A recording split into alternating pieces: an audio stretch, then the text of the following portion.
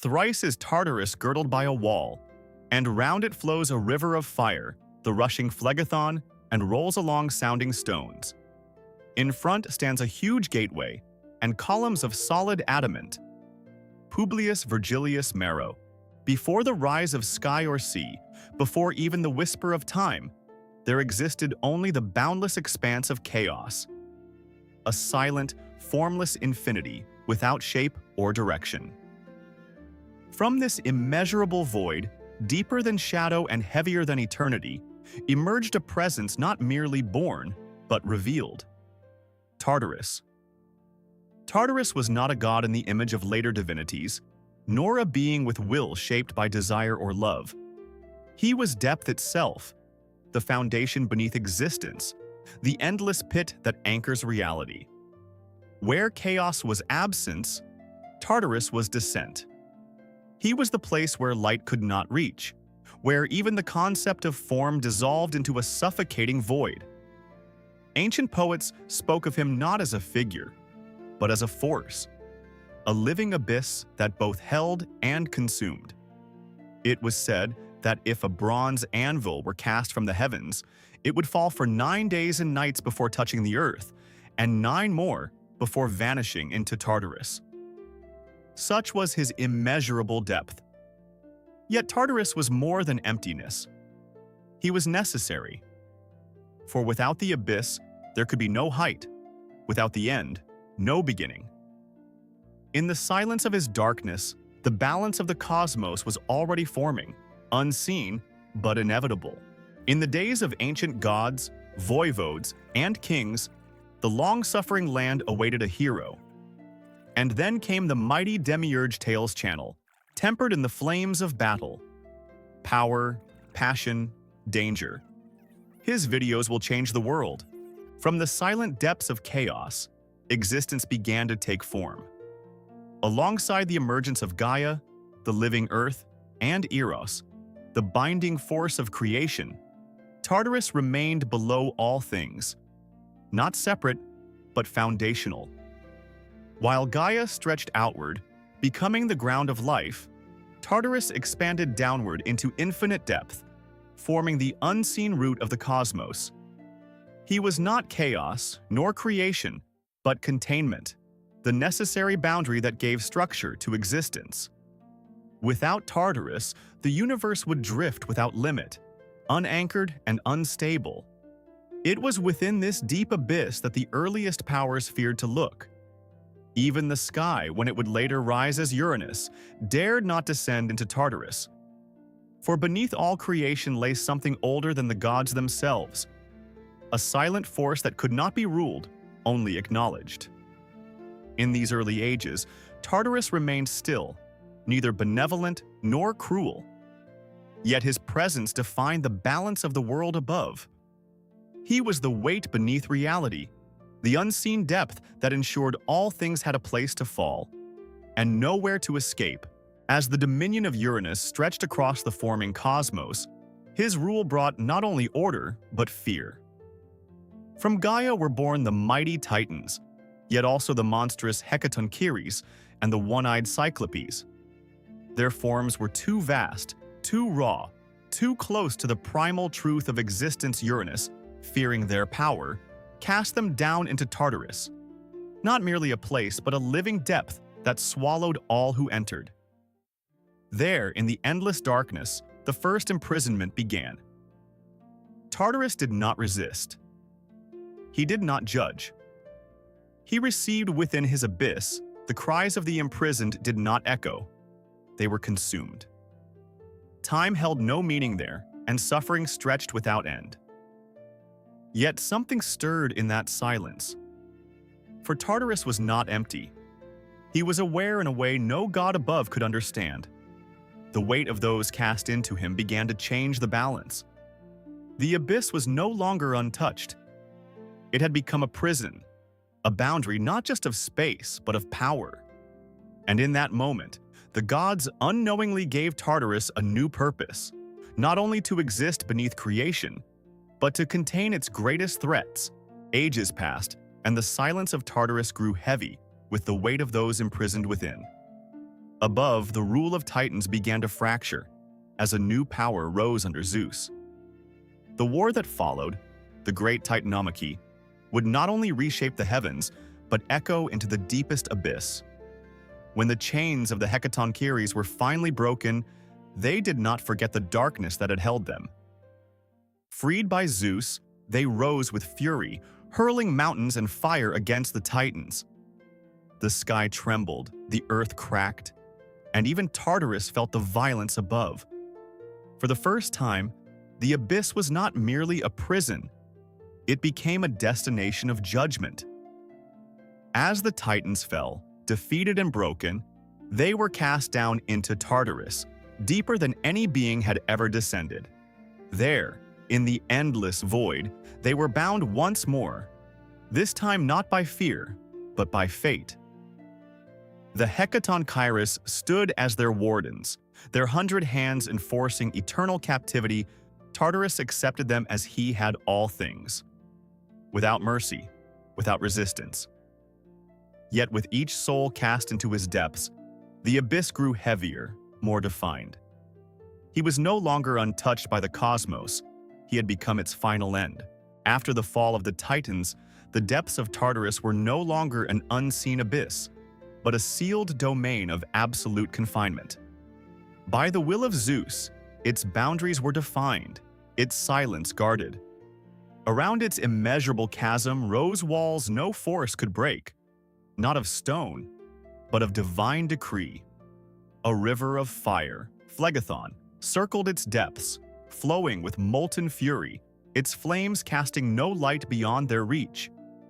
At the threshold stood a gate of unyielding substance, said to be forged of adamant, beyond decay, beyond time. There, the terrible Tisiphone kept eternal watch.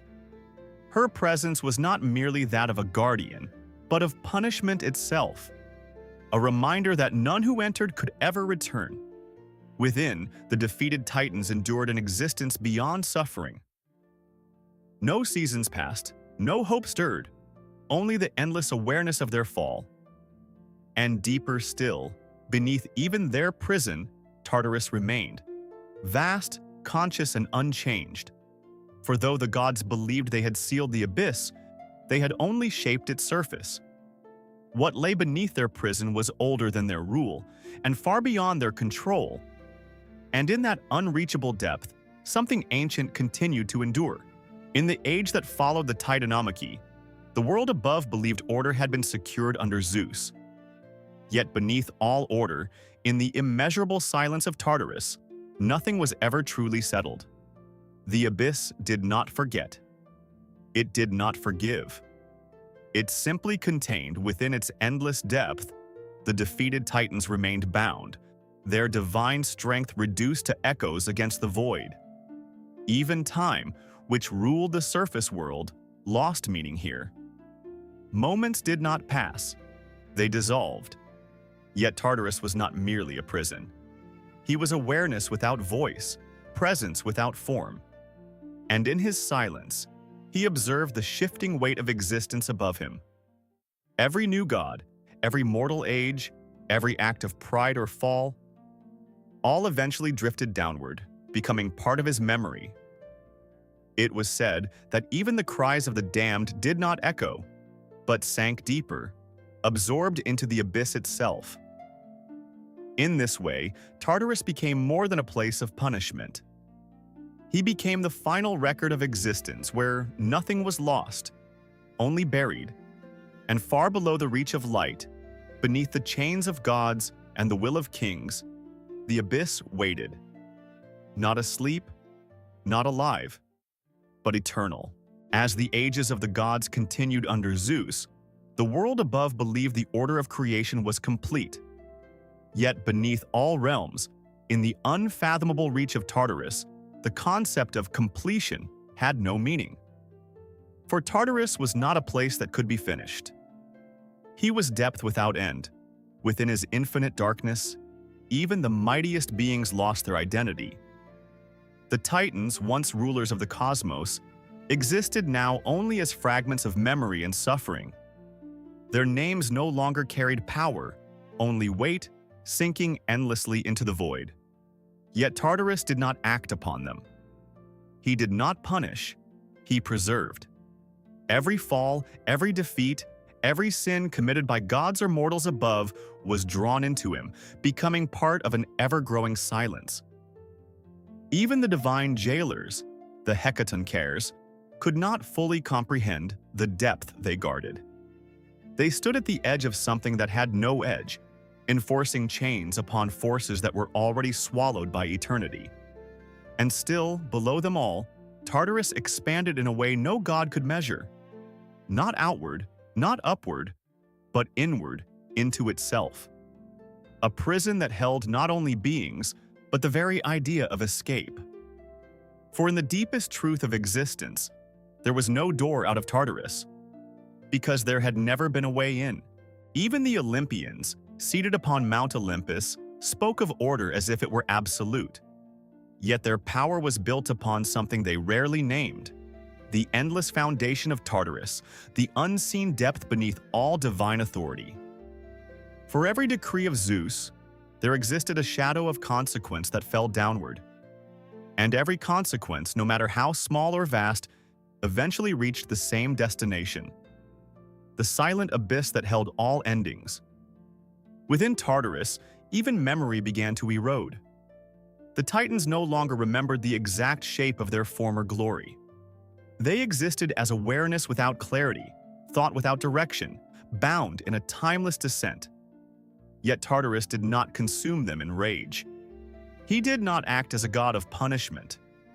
He was something older, a principle of containment. Everything that fell into him became part of his structure, as if existence itself required a place where it could be finally held still. Above, the gods believed silence meant absence. But below, silence was presence, vast, living, and endless. Even the roar of divine wars, even the cries of heroes, eventually faded into that same stillness. And in that stillness, Tartarus remained unchanged. Not waiting, not resting.